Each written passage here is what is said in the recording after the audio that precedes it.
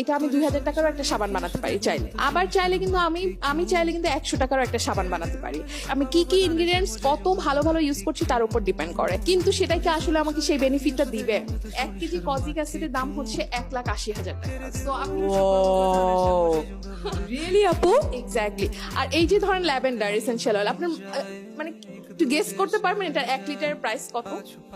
আপু একটা কোয়েশ্চেন ছিল, আমার আম্মুরও কিন্তু অনেক দিনের পুরনো কিছু মেস্তা ছিল, পিগমেন্টেশন থাকে, এটা আমাদের খুব অহরহ একটা ব্যাপার, এটা কিন্তু এখন সবারই থাকে।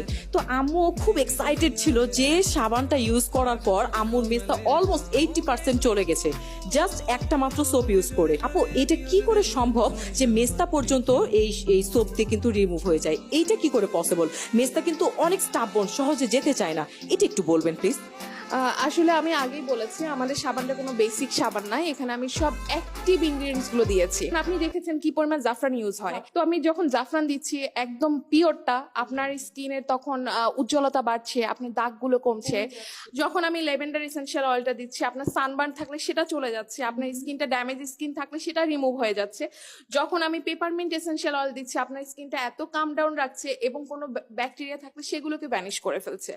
আর যেটা আমি দেখালাম একটু আগে, কজিক অ্যাসিড দেওয়ার কারণে আপনার স্কিনের আপনার স্কিনের যে টেক্সচারটা, আপনার স্কিনটা যেমন অনেকেই বলে যে আপু এটা ইউজ করার পরে আমার ফ্রেন্ডরা দেখে বলতেছে যে আমাকে তো আগের থেকে মাশাআল্লাহ অনেক উজ্জ্বল লাগছে, ব্রাইট লাগছে।